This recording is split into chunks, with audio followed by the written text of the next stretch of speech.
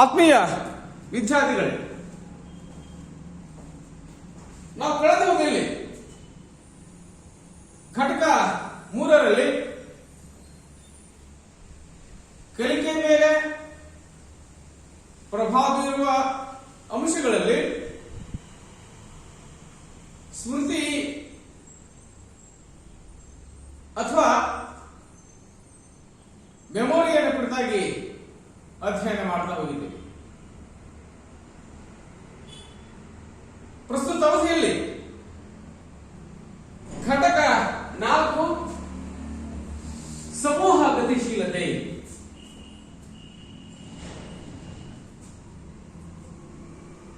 ಹಾಗಿದ್ದರೆ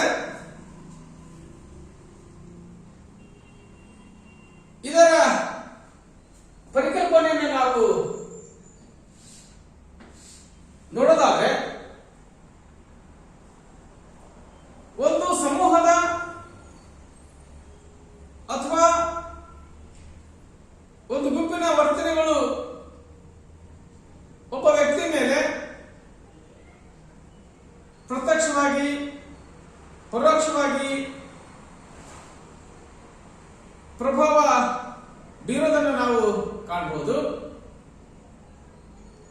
ಹಾಗಾಗಿ ಒಂದು ಗುಂಪಿನ ಪರಿಸರ, ಆ ಗುಂಪಿನ ಚಟುವಟಿಕೆ, ಆ ಗುಂಪಿನ ವರ್ತನೆ, ಆ ಗುಂಪಿನ ಹವ್ಯಾಸಗಳು, ಆ ಗುಂಪಿನ ಮನೋಭಾವನೆಗಳು, ಆ ಗುಂಪಿನ ಅಭಿರುಚಿ, ಆಸಕ್ತಿ ಎಲ್ಲ ವಿಷಯಗಳು ಸಹಿತ ಒಬ್ಬ ವ್ಯಕ್ತಿಯ ಮೇಲೆ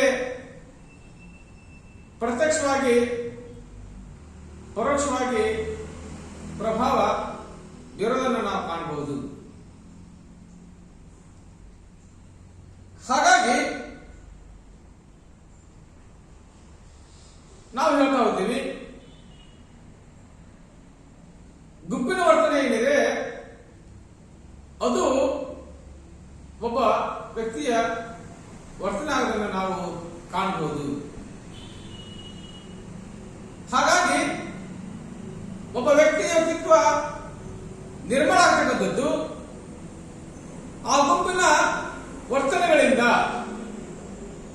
ಆ ಗುಂಪಿನ ಚಟುವಟಿಕೆಗಳಿಂದ, ಆ ಗುಂಪು ತೆಗೆದುಕೊಳ್ತಕ್ಕಂತಹ ನಿರ್ಧಾರ, ಆ ಗುಂಪಿನ ಹವ್ಯಾಸ, ಆ ಗುಂಪಿನ ಅಭಿರುಚಿ, ಆಸಕ್ತಿ, ಮನೋಭಾವಗಳು ಸಹಿತ ವ್ಯಕ್ತಿಯ ವ್ಯಕ್ತಿತ್ವವನ್ನು ರೂಪಿಸಲಿಕ್ಕೆ ಕಾರಣ ಆಗೋದನ್ನು ನಾವು ಕಾಣಬಹುದು.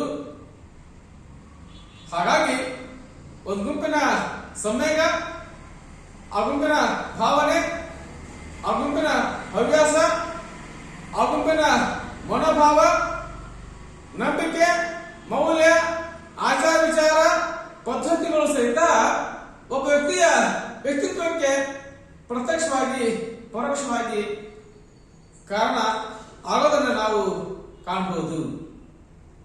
ಹಾಗಾಗಿ ನಾವು ವಿಶೇಷವಾಗಿ ಮನೋವಿಜ್ಞಾನದಲ್ಲಿ ಹೇಳಿಕೆ ಸಾಧ್ಯ ಆದರೆ, ಸಮೂಹದ ವರ್ತನೆ ಅಥವಾ ಒಂದು ಗುಂಪಿನ ವರ್ತನೆ ಏನಿದೆ ಅದು ಒಬ್ಬ ವ್ಯಕ್ತಿಯ ವ್ಯಕ್ತಿತ್ವಕ್ಕೆ ಕಾರಣ ಆಗೋದನ್ನು ನಾವು ಅಧ್ಯಯನ ಮಾಡಲಿಕ್ಕೆ ಸಾಧ್ಯ ಆಗ್ತದೆ. ಹಾಗಾಗಿ ನಾವು ಒಬ್ಬ ವ್ಯಕ್ತಿಯ ಕುರಿತಾಗಿ ಅಧ್ಯಯನ ಮಾಡೋಕ್ಕಿಂತ ಮುಂಚಿತವಾಗಿ ಅವನು ಬದುಕತಕ್ಕಂತಹ ಸಮೂಹ, ಅವನು ಜೀವಿಸ್ತಕ್ಕಂತಹ ಸಮೂಹ, ಅದರ ಕುರಿತಾಗಿ ಅಧ್ಯಯನ ಮಾಡುವ ಮೂಲಕ ಒಬ್ಬ ವ್ಯಕ್ತಿಯ ವರ್ತನೆಗಳನ್ನ, ಒಬ್ಬ ವ್ಯಕ್ತಿಯ ವ್ಯಕ್ತಿತ್ವವನ್ನು ನಾವು ನಿರ್ಧರಿಸಲಿಕ್ಕೆ ಸಾಧ್ಯ ಆಗೋದನ್ನು ನಾವು ನೋಡಬಹುದು. ಹಾಗಾಗಿ ಇಲ್ಲಿ ವ್ಯಕ್ತಿ ಅಧ್ಯಯನಕ್ಕಿಂತ ಮುಖ್ಯವಾಗಿ ಅವರು ಬಾಳಿ ಬದುಕತಕ್ಕಂತಹ ಸಮೂಹದ ಅಧ್ಯಯನ ಮಾಡತಕ್ಕಂತಹ ಅವಶ್ಯಕತೆ ಇರೋದನ್ನು ನಾವು ಕಾಣಬಹುದು. ನಮ್ಮ ಪೋಷಕರಿಗೆ ನಮ್ಮ ಮೇಲೆ ಭಾರಿ ನಂಬಿಕೆ, 200% ನಂಬಿಕೆ ನಮ್ಮ ನೂರಕ್ಕಲ್ಲ 200% ನಂಬಿಕೆ. ನನ್ನ ಮಗಳು ಭಾರಿ ಒಳ್ಳೆಯಳು, ನನ್ನ ಮಗ ಭಾರಿ ಒಳ್ಳೆಯನು, ಆದ್ರೆ ಅವಳ ಸ್ನೇಹಿತರು ಸರಿ ಇಲ್ಲ. ನನ್ನ ಮಗ ಕೆಟ್ಟಿರೋದು ತನ್ನ ಸ್ವಂತ ಹವ್ಯಾಸಗಳಿಂದಲ್ಲ, ಅವ್ರ ಸ್ನೇಹಿತರ ಸಂಪರ್ಕದಿಂದಾಗಿ ನನ್ನ ಮಗ ಕೆಟ್ಟ ಹವ್ಯಾಸಕ್ಕೆ ಬಿದ್ದಿದ್ದಾನೆ ಅಂತಕ್ಕಂತಹ ಆರೋಪವನ್ನ ಎಲ್ಲ ಪೋಷಕರು ಸಹಿತ ಮಾಡೋದನ್ನ ನಾವು ಕಾಣ್ತಾ ಹೋಗ್ತೀವಿ. ಅಂದ್ರೆ ಒಬ್ಬ ವ್ಯಕ್ತಿಯ ವರ್ತನೆಗೆ, ಅವನ ಚಟುವಟಿಕೆಗಳಿಗೆ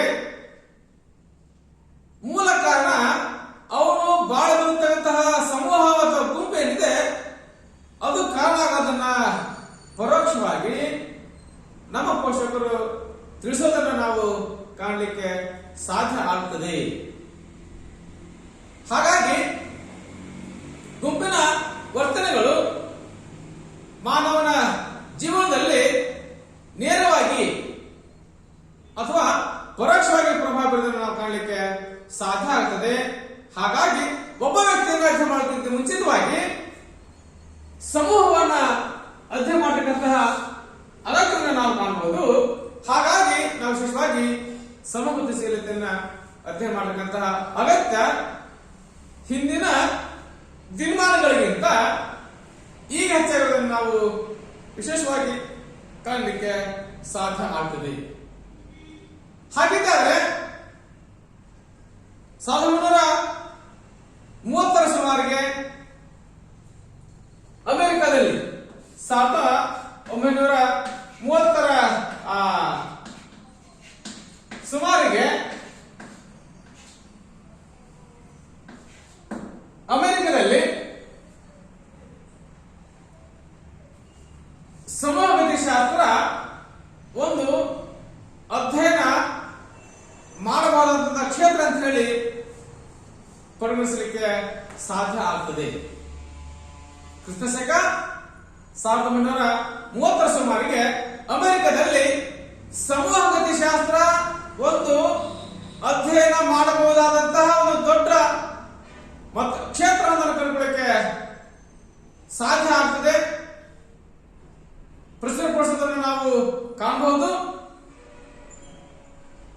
1945ರಲ್ಲಿ ಪ್ರಪ್ರಥಮ ಬಾರಿಗೆ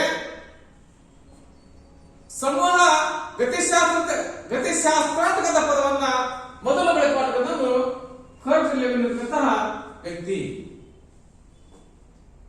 ಒಬ್ಬ ಸಮಾಜಶಾಸ್ತ್ರಜ್ಞ, ಒಬ್ಬ ಮನೋವಿಜ್ಞಾನಿಯಾಗಿರ್ತಕ್ಕಂತಹ ಕರ್ಟ್ ಲೆವಿನ್ ಏನಿದ್ದಾರೆ, ಇವರು 1945ರಲ್ಲಿ ಪ್ರಪ್ರಥಮ ಬಾರಿಗೆ ಗ್ರೂಪ್ ಡೈನಾಮಿಕ್ಸ್ ಅಂತಕ್ಕಂಥ ಪದವನ್ನ ಅಥವಾ ಸಮೂಹ ಗತಿಶಾಸ್ತ್ರ ಪದವನ್ನ ಪ್ರಪ್ರಥಮ ಬಾರಿಗೆ ಬಳಕೆ ಮಾಡೋದನ್ನು ಕಾಣಲಿಕ್ಕೆ ಸಾಧ್ಯ ಆಗ್ತಾ ಹೋಗ್ತದೆ.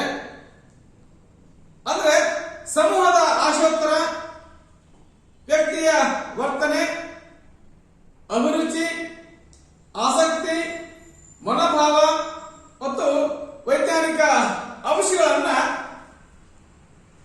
ಮೌಲ್ಯಮಾಪನ ಮಾಡೋದಕ್ಕಾಗಿ ಸಮೂಹ ಗತಿಶಾಸ್ತ್ರವನ್ನ ಅಧ್ಯಯನ ಮಾಡಬಹುದಾದಂತಹ ಕ್ಷೇತ್ರ ಅಂತ ಹೇಳಿ ಅಮೆರಿಕದಲ್ಲಿ ನಾವು ಕಂಡುಕೊಳ್ಳಕ್ಕೆ ಸಾಧ್ಯ ಆಗ್ತದೆ. ಹಾಗಾಗಿ ಗುಂಪಿನ ನಿರ್ಣಯ, ಗುಂಪಿನ ನಿಯಮ, ಒಂದು ಗುಂಪಿನ ಕಾನೂನು, ಆ ಗುಂಪಿನ ಸಂಸರ್ಗತೆ, ಆ ಗುಂಪಿನ ಪರಂಪರೆ, ಆ ಗುಂಪಿನ ಆಕಾಂಕ್ಷೆಗಳು,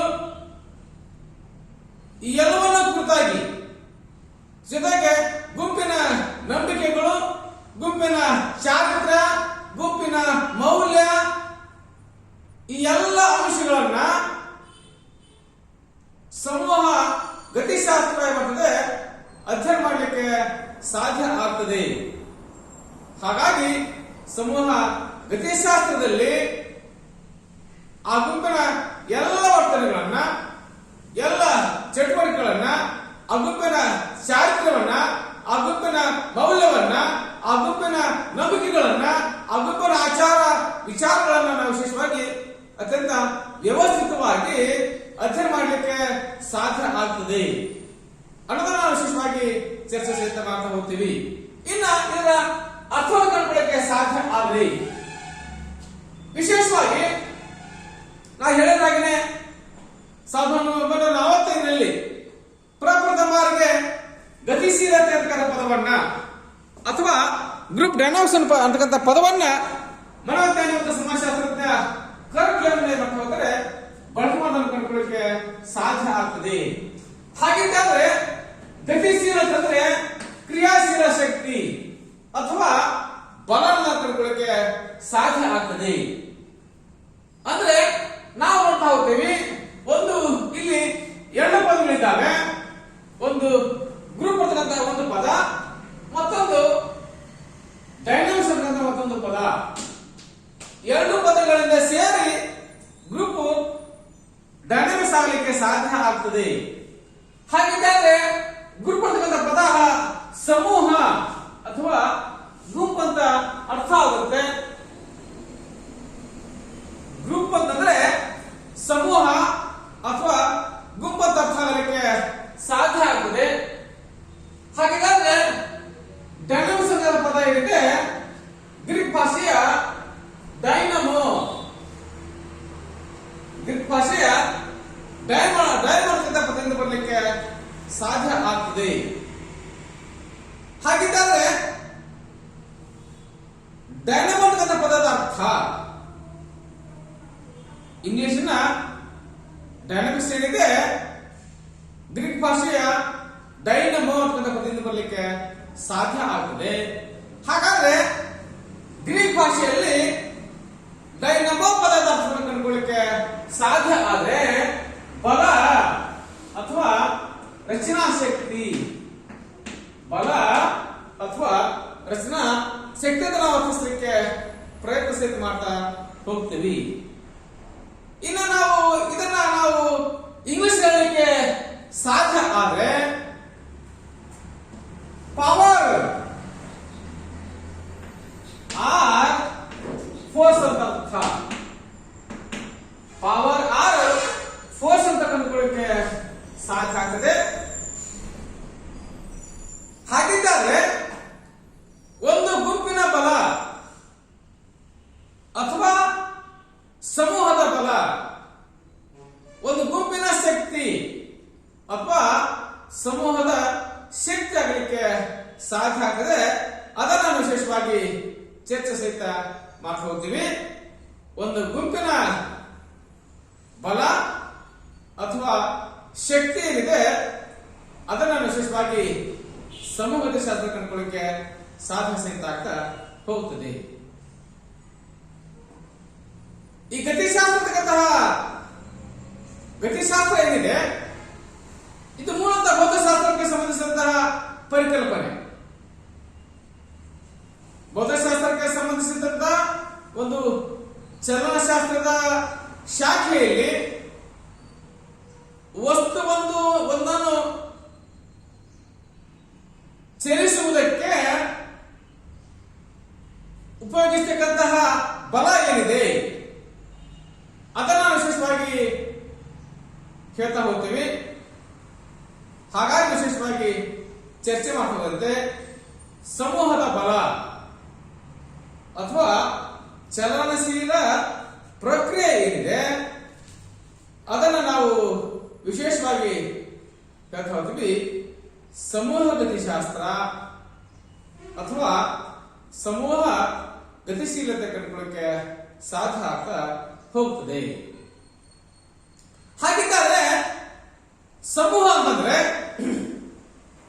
ಅಕಾರ್ಡಿಂಗ್ ಟು ಮೆಕೈವರ್ ಮತ್ತು ಪೇಸ್ ಹಾಕೋದ್ರೆ society is the web of relationship ಅಂತೆ. Society is the web of relationship ಅಂತಂತೆ. ಅಂದ್ರೆ ಮಾನವ ಸಾಮಾಜಿಕ ಸಂಬಂಧಗಳ ಬಲವೇ ಸಮೂಹ. ಮಾನವನ ಸಾಮಾಜಿಕ ಸಂಬಂಧಗಳ ಬಲ ಏನಿದೆ ಅದನ್ನ ವಿಶೇಷವಾಗಿ ಸೊಸೈಟಿ ಅಥವಾ ಗ್ರೂಪ್ ಅಂತ ಅಥವಾ ಸಾಧನ ಸಹಿತ ಆಗ್ತಾ ಹೋಗ್ತದೆ. ಹಾಗಾಗಿ ನಾವು ವಿಶೇಷವಾಗಿ ಚರ್ಚೆ ಸಹಿತ ಮಾಡ್ತಾ ಹೋಗ್ತೀವಿ. ಮನೋಜ್ಞಾನಿ ಗುಡ್ಸ್ರವರ ಪ್ರಕಾರ, ಗುಡ್ಸ್ರವರ ನಿಘಂಟಿನ ಪ್ರಕಾರ ಗುಂಪಿನ ಸದಸ್ಯರು ಪರಸ್ಪರ ಸಂವೇಗಗಳನ್ನು, ಭಾವನೆಗಳನ್ನು ವರ್ಗಾಯಿಸಿಕೊಳ್ಳುವುದರಿಂದ ಉಂಟಾಗುವ ಮನೋವೈಜ್ಞಾನಿಕ ಸಂಬಂಧಗಳನ್ನು ಅಧ್ಯಯನ ಮಾಡುವ ಮನೋವಿಜ್ಞಾನದ ಶಾಲೆಯೇ ಸಮೂಹ ಗತಿಶಾಸ್ತ್ರ. ಹಾಗಾಗಿ ಮನೋವಿಜ್ಞಾನಿ ಗೂಡ್ಸ್ ನಿಘಂಟಿನ ಪ್ರಕಾರ ಗುಂಪಿನ ಸದಸ್ಯರು ಪರಸ್ಪರ ಸಂವೇಗಗಳನ್ನು, ಭಾವನೆಗಳನ್ನು ವರ್ಗಾಯಿಸಿಕೊಳ್ಳುವುದರಿಂದ ಉಂಟಾಗುವ ಮನೋವೈಜ್ಞಾನಿಕ ಸಂಬಂಧಗಳ ಅಧ್ಯಯನ ಮಾಡುವ ಮನೋವಿಜ್ಞಾನದ ಶಾಲೆ ಏನಿದೆ ಅದನ್ನ ವಿಶೇಷವಾಗಿ ಸಮೂಹ ಗತಿಶಾಸ್ತ್ರ ಕಂಡುಕೊಳ್ಳಿಕ್ಕೆ ಸಾಧ್ಯ ಆಗ್ತದೆ. ಹಾಗಾಗಿ ಭೌತಶಾಸ್ತ್ರದಲ್ಲಿ ಗತಿಶಾಸ್ತ್ರ ಪ್ರಕ್ರಿಯೆ ಏನಿದೆ, ಭೌತಿಕ ವಸ್ತುಗಳ ಚಲನಶೀಲತೆಯನ್ನ ಅಥವಾ ಜಡತ್ವತೆಯನ್ನ ಅಧ್ಯಯನ ಮಾಡಲಿಕ್ಕೆ ಸಾಧ್ಯ ಆದರೆ, ಮನೋವಿಜ್ಞಾನದಲ್ಲಿ ಸತತವಾಗಿ ಬದಲಾಗ್ತಕ್ಕಂತಹ ಮಾನವನ ವರ್ತನಾ ಬಲಗಳನ್ನ ಅಧ್ಯಯನ ಮಾಡಲಿಕ್ಕೆ ಸಾಧ್ಯ ಆಗ್ತದೆ. ಹಾಗಾಗಿ ವಿಶೇಷವಾಗಿ ಹೇಳ್ತಾ ಹೋಗ್ತೀವಿ, ಭೌತಶಾಸ್ತ್ರದಲ್ಲಿ ಗತಿಶಾಸ್ತ್ರ ಏನಿದೆ, ಭೌತಿಕ ವಸ್ತುಗಳ ಚಲನಶೀಲತೆಯನ್ನ ಅಥವಾ ಜಡತ್ವತೆಯ ಕುರಿತಾಗಿ ಅಧ್ಯಯನ ಮಾಡಲಿಕ್ಕೆ ಸಾಧ್ಯ ಆದರೆ, ಮನೋವಿಜ್ಞಾನದಲ್ಲಿ ಸತತವಾಗಿ ಬದಲಾಗುತ್ತಿರುವ ಮಾನವನ ವರ್ತನಾ ಬಲಗಳ ಕುರಿತಾಗಿ ಅಧ್ಯಯನ ಮಾಡೋದನ್ನು ನಾವು ವಿಶೇಷವಾಗಿ ಕಾಣಬಹುದು. ಹಾಗೆಯೇ ಮತ್ತೊಬ್ಬ ಮನೋವಿಜ್ಞಾನ ಮತ್ತು ಸಮಾಜಶಾಸ್ತ್ರದಾಗಿರ್ತಕ್ಕಂತಹ ಕಾರ್ಟರೈಟ್ ಮತ್ತು ಝಾಂಡರ್ ಅವರ ಪ್ರಕಾರ, ಮನೋವಿಜ್ಞಾನಿ ಕಾರ್ಟರೈಟ್ ಮತ್ತು ಝಾಂಡರ್ ಅವರ ಪ್ರಕಾರ ಕಂಡುಕೊಳ್ಳಿಕ್ಕೆ ಸಾಧ್ಯ ಆದರೆ, ಸಮೂಹಗಳ ಸ್ವರೂಪ, ಸಮೂಹದ ಪ್ರಗತಿಯ ನಿಯಮಗಳು, ವ್ಯಕ್ತಿಯೊಂದಿಗೆ ಸಮೂಹಗಳ ಆಂತರಿಕ ಸಂಬಂಧ, ಇತರ ಸಮೂಹಗಳೊಂದಿಗೆ ಹಾಗೂ ಉನ್ನತ ಸಂಸ್ಥೆಗಳೊಂದಿಗೆ ಸಂಬಂಧ ಕುರಿತಂತೆ ಪ್ರಗತಿಪೂರ್ಣ ಜ್ಞಾನ ನೀಡುವ ಕ್ಷೇತ್ರವೇ ಸಮೂಹ ಗತಿಶಾಸ್ತ್ರ ಅನ್ನೋದನ್ನ ಮನೋವಿಜ್ಞಾನಿ ಕಾರ್ಟರೈಟ್ ಮತ್ತು ಝಾಂಡರ್ ಅತ್ಯಂತ ಸ್ಪಷ್ಟವಾಗಿ ನಾವು ಹೇಳೋದನ್ನ ನಾವು ಕಾಣಬಹುದು.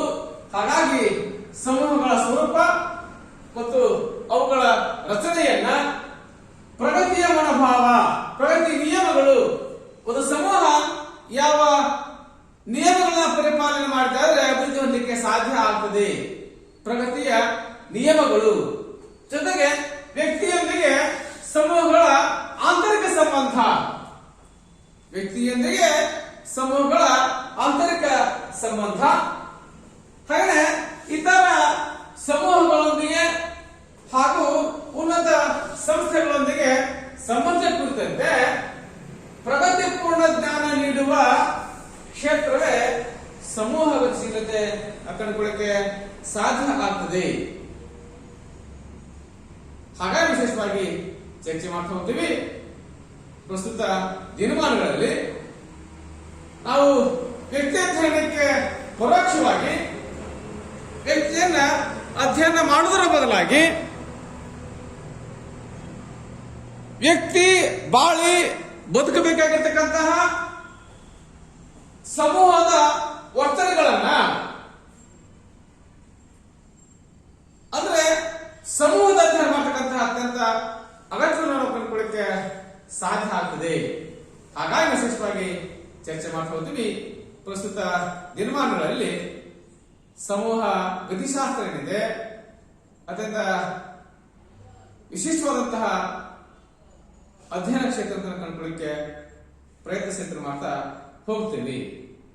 ಇನ್ನು ನಾವು ಚರ್ಚೆ ಮಾಡ್ತಾ ಹೋದಂತೆ ಸಮೂಹ ಗತಿಶೀಲತೆಯ ಪ್ರಾಮುಖ್ಯತೆ. ಇತ್ತೀಚಿನ ದಿನಮಾನಗಳಲ್ಲಿ ಸಮೂಹ ಗತಿಶೀಲತೆಯ ಜ್ಞಾನ ಅತ್ಯಂತ ಮಹತ್ವವನ್ನು ಪಡ್ಕೊಳ್ಳಿಕ್ಕೆ ಸಾಧ್ಯ ಆಗ್ತದೆ. ಒಬ್ಬ ವ್ಯಕ್ತಿಯ ವರ್ತನೆಗಳನ್ನ ಅವನ ಪರಿಸರದ ಹಿನ್ನೆಲೆ ಆಧಾರದ ಮೇಲೆ ನಾವು ಅರ್ಥಿಸಿಕೊಳ್ತಕ್ಕಂತಹ ಪ್ರಯತ್ನವನ್ನ ಮಾಡಬೇಕಾಗ್ತದೆ. ಆ ವ್ಯಕ್ತಿ ಬದುಕುವ ಪರಿಸರ ಏನಿದೆ ಆ ಪರಿಸರದ ವರ್ತನೆಯ ಆಧಾರದ ಮೇಲೆ, ಆ ಪರಿಸರದ ಭಾವನೆಗಳ ಆಧಾರದ ಮೇಲೆ ಆ ವ್ಯಕ್ತಿಯ ವರ್ತನೆಗಳನ್ನ, ಆ ವ್ಯಕ್ತಿಯ ಚಟುವಟಿಕೆಗಳನ್ನ ನಾವು ನಿರೀಕ್ಷಿಸಬಹುದು. ಅದಕ್ಕೆ ಹೇಳ್ತಾ ಹೋಗ್ತಾರೆ, ಒಂದು ಗಿಣಿ ಕಟುಕನ ಆಶ್ರಮದಲ್ಲಿ ಋಷಿಮುನಿಯ ಆಶ್ರಮದಲ್ಲಿ ಬೆಳೆದಿದೆ. ಮತ್ತೊಂದು ಗಿಣಿ ಕಟುಕನ ಮನೆಯಲ್ಲಿ ಬೆಳೀತದೆ. ಕಟುಕನ ಮನೆಯಲ್ಲಿ ಬೆಳೆದಂತ ಗಿಣಿ ಬರೇ ಕಿಡಿ, ಪಡಿ, ಬಡಿ, ನಡಿ, ದಿನ ಸಹಿತ ಪ್ರಾಣಿ ವಧೆ ಮಾಡೋದು, ಮಾಂಸ ಕೊಚ್ಚಿ ಮಾರಾಟ ಮಾಡೋದು, ಇದೇ ರೀತಿ ವರ್ತನೆಗಳನ್ನ, ಇದೇ ಪದಗಳನ್ನ ಕೇಳ್ತಕ್ಕಂತಹ ಗಿಣಿ ತಾನು ಸಹಿತ ಹಾಗೆ ಮಾತಾಡ್ತಾ ಹೋಗುತ್ತೆ. ಆದ್ರೆ ಮತ್ತೊಂದು ಗಿಣಿ ಒಬ್ಬ ಋಷಿಮುನಿಯ ಆಶ್ರಮದಲ್ಲಿ ಬೆಳೆಯಲಿಕ್ಕೆ ಸಾಧ್ಯ ಆಗ್ತದೆ. ಬನ್ನಿ ಕುಳಿತುಕೊಳ್ಳಿ,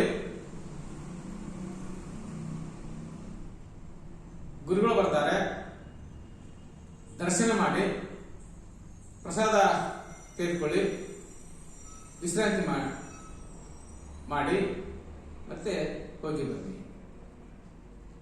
ಇದು ಒಂದು ಗಿಳಿಯ ಪರಿಸರವಾದರೆ ಮತ್ತೊಂದು ಗಿಳಿಯ ಪರಿಸರ ಹೇಗಿದೆ ಅನ್ನುವುದರ ಆಧಾರದ ಮೇಲೆ ನಾವು ಅಧ್ಯಯನ ಮಾಡಲಿಕ್ಕೆ ಸಾಧ್ಯ ಆಗ್ತದೆ. ಒಬ್ಬ ವ್ಯಕ್ತಿಯ ವರ್ತನೆಗಳನ್ನ ಅರ್ಥೈಸಲಿಕ್ಕೆ ಸಾಧ್ಯ ಆಗ್ತದೆ. ಹಾಗಾಗಿ ವಿಶೇಷವಾಗಿ ಚರ್ಚೆ ಮಾಡ್ತಾ ಹೋದರೆ ಸಮೂಹ ಗತಿಶೀಲತೆಯ ಪ್ರಾಮುಖ್ಯತೆ. ಸಮೂಹ ಗತಿಶೀಲತೆಯ ಅಧ್ಯಯನವು ಸಮೂಹಗಳ ಸ್ವರೂಪ ಮತ್ತು ಗುಣಲಕ್ಷಣಗಳನ್ನು ತಿಳಿದುಕೊಳ್ಳಲು ಸಹಾಯ ಮಾಡುತ್ತದೆ. ಹಾಗಾದ್ರೆ ಆ ಸಮೂಹಗಳ ರಚನೆ, ಅವುಗಳ ಕಾರ್ಯಗಳು, ಅವುಗಳ ಗುಣಲಕ್ಷಣಗಳ ಕುರಿತಾಗಿ ತಿಳ್ಕೊಳ್ಳೋದಕ್ಕಾಗಿ ನಮಗೆ ಸಮೂಹ ಗತಿಶೀಲತೆ ಪ್ರಾಮುಖ್ಯತೆಯನ್ನು ನಾವು ಕಂಡುಕೊಳ್ಬಹುದು. ದೇಶವನ್ನಾಗಿ ಸಮೂಹಗಳಲ್ಲಿ ಉಂಟಾಗತಕ್ಕಂತಹ ಬದಲಾವಣೆಗಳ ಕುರಿತಾದ ಜ್ಞಾನವನ್ನ ಸಮೂಹ ಗತಿಶೀಲತೆ ಒದಗಿಸತಕ್ಕಂಥ ಕೆಲಸವನ್ನು ಮಾಡ್ತಾ ಹೋಗುತ್ತದೆ. ಹಾಗಾಗಿ ಏನು ಬದಲಾವಣೆ ಆಗಿದ್ದಾವೆ ನಾವೆಲ್ಲ ನೋಡ್ತಾ ಹೋಗ್ತೀವಿ. ಹಿಂದಿನ ಸಮೂಹಗಳು, ಇಂದಿನ ಸಮೂಹ, ಹಿಂದಿನ ಸಮಾಜ, ಈಗಿನ ಸಮಾಜ ಸಾಕಷ್ಟು ಬದಲಾವಣೆ ಆಗಿದ್ದಾವೆ. ನಾವು ಬದಲಾವಣೆಗಳನ್ನು ನೋಡಬಹುದು. ಹಿಂದಿನ ದಿನಮಾನಗಳಲ್ಲಿ ಸ್ತ್ರೀ ಶಿಕ್ಷಣಕ್ಕೆ ಅಷ್ಟೊಂದು ಒತ್ತು ಕೊಡ್ತಿರ್ಲಿಲ್ಲ. ಇವತ್ತು ಸ್ತ್ರೀ ಶಿಕ್ಷಣಕ್ಕೆ ಹೆಚ್ಚಿನ ಒತ್ತನ್ನು ಕೊಡೋದನ್ನು ನಾವು ಕಾಣಬಹುದು. ಹಿಂದಿನ ದಿನಮಾನಗಳಲ್ಲಿ ಉದ್ಯೋಗ ಪುರುಷ ಲಕ್ಷಣ ಹೊಂದಿದ್ರು. ಇವತ್ತು ಹಾಗಿಲ್ಲ. ಮನೆಯಲ್ಲಿ ಇಬ್ರು ದುಡಿತಾ ಇದ್ದಾರೆ. ಡಬಲ್ ಎಂಪ್ಲಾಯರ್ ಕರ್ಕೊಳ್ಳಕ್ಕೆ ಸಾಧ್ಯ ಸಹಿತ ಆಗ್ತದೆ. ಜೊತೆಗೆ ಹಿಂದಿನ ದಿನಮಾನಗಳಲ್ಲಿ ಅತ್ಯಂತ ಕಠೋರ ಜಾತಿ ಪದ್ಧತಿ ಇತ್ತು. ಇವತ್ತಿನ ಸಮೂಹ ಮತ್ತು ಸಮಾಜದಲ್ಲಿ ಅದು ಕಡಿಮೆಯಾಗುವುದನ್ನ, ಕ್ರಮೇಣ ನಶಿಸ್ತಾ ಆಗುವುದನ್ನು ನಾವು ಕಂಡುಕೊಳ್ಳಿಕ್ಕೆ ಸಾಧ್ಯ ಆಗುತ್ತದೆ.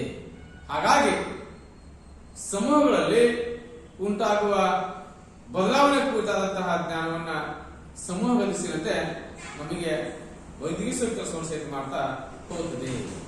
ಇನ್ನ ಸಮೂಹ ಗತಿಶಾಸ್ತ್ರವು ಸಮೂಹದ ಚಲನಶೀಲ ಸ್ವಭಾವ ಕುರಿತಾಗಿ ಮಾಡ್ತಾ ಹೋಗುತ್ತೆ. ಆದ್ರೆ ಏನ ಚಲನೆ ಆಗ್ತದೆ ಸಮೂಹದಲ್ಲಿ ಅಂದ್ರೆ ಸಮೂಹ ತನ್ನ ಬೇಕಾದನ್ನ ಬೇಗ ಸ್ವೀಕರಿಸ್ತದೆ, ಬೇಕಾಗಿದ್ದನ್ನ ಬಿಟ್ಟು ಹಾಕ್ತದೆ. ಹಾಗಾಗಿ ತನಗೆ ಅವಶ್ಯವಾಗಿರ್ತಕ್ಕಂತಹ ಮೂಲಾಂಶಗಳನ್ನ ಬೇಗ ತೆಗೆದುಕೊಳ್ಳಿಕ್ಕೆ ಸಾಧ್ಯ ಆಗ್ತದೆ, ಬದಲಾವಣೆಗೆ ಒಳಪಡ್ತಾ ಹೋಗುತ್ತೆ.